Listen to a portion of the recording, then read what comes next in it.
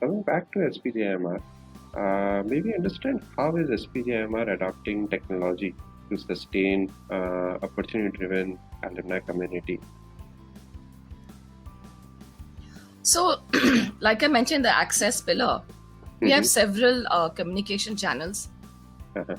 So I'll first start with email, which is the easiest one. So we've realized that emails have a lag. Okay. Most of them are still on SPJMR IDs. They've not updated their work IDs, but they check it. So we have a lag of 4 or 5 days. So we have to keep that in mind. We can do a blast. So like we have 10,000 plus. We can do a blast, and suppose there's a survey or a feedback. Emails work very well. Okay, it's more media rich. We do a lot of media rich emails. We can also do targeted. So for example, for admissions, they might say, hey, we only need alumni who are 10 years in the industry. So we can send invitations to only 10 years plus. So emails is a very formal, they know us, we know them.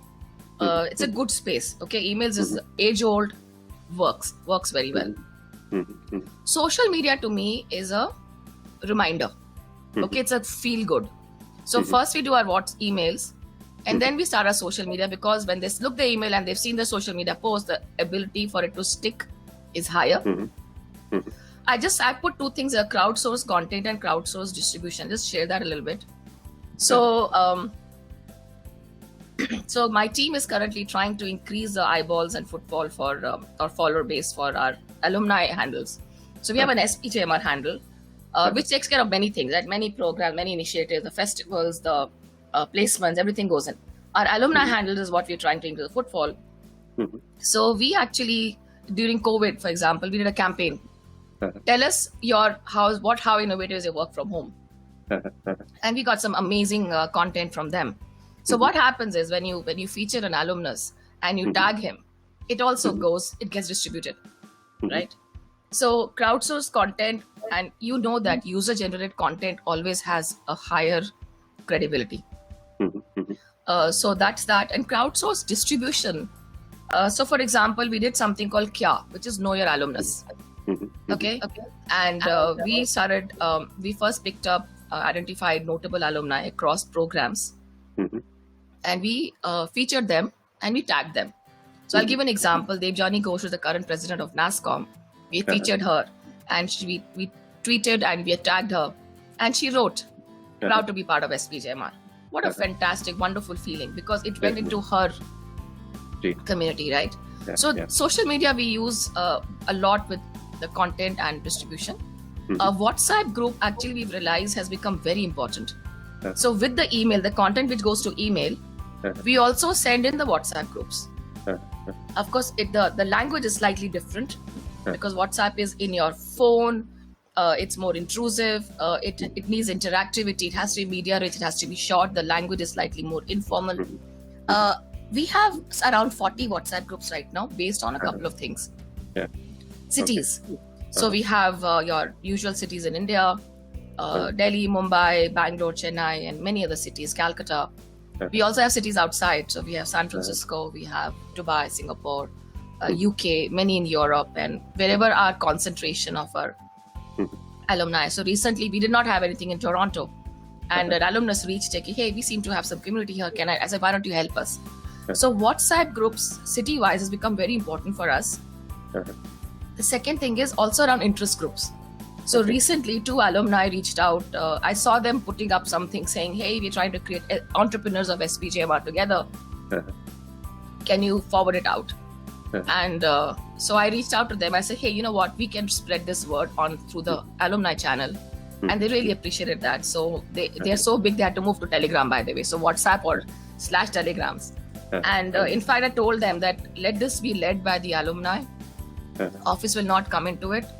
But I've realized that interest groups are important. In fact, there's a very strong suggestion of creating a WhatsApp group /Telegram on finance. So for example, our institute recently launched something called Central of Financial Studies. There's a lot of work going there. And I know finance sector, their domain is undergoing a lot of turmoil, I think community needs to come together. So that's what I was trying to talk about. WhatsApp groups through cities, which is location, and over interest groups. So we've already seen entrepreneurs, maybe something on, maybe even technology can come in, and of course in finance. And the portal is last, which I want to talk about, because I know this is something which for us, it's a game changer. And I know your team has helped us beautifully in this. I know we don't want to talk about you, but I think portal is important. Why? Because I think it's very important for alumni to alumni connect. Okay, first, you need to make sure that you give the platform, let alumni talk to each other, and really get the hell out of there. Just go out, step out of this equation. You're there because you're taking care of the technology platform. So, for example, in this COVID situation, many alumni have reached out saying, we need help. We need to open doors. We need to create, we need mentors. And that's where this portal becomes even more important.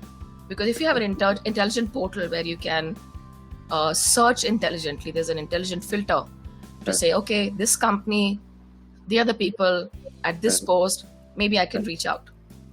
That's very important. The second part about the portal, which I thought worked very well, is when we say that alumni must reach out to the institute. What does institute mean? It's not the brick and mortar, right? It's not the garden. It's not the bistro or the classroom. It's also the faculty, right? So if you get the faculty on the portal, I've realized engagement becomes so much better. In fact, like I said, I think the faculty-student connect on our campus is extremely beautiful. I also know many alumni reach out over Facebook. So, for example, for the longest time, I said, I'm not going to accept student on my Facebook, but I would accept it once they're co-alumni. And it's a great connect. I know where they're going. Somebody's got a promotion, somebody's got written a new article, somebody's published a book. It's a good feeling. So I think these are the 4 ways we've adopted technology, and it has worked very well. So I hope these gave some ideas to the attendees, people who are attending this webinar. Happy to answer any questions beyond this. Yeah. Sure. That's amazing. That sounds very promising and apt usage of technology for keeping all the stakeholders driven to build an active alumni community, which includes the faculty members as well. And it's very apt to recognize the contribution that faculty members can have in driving the alumni engagement and bringing the alumni back to the campus.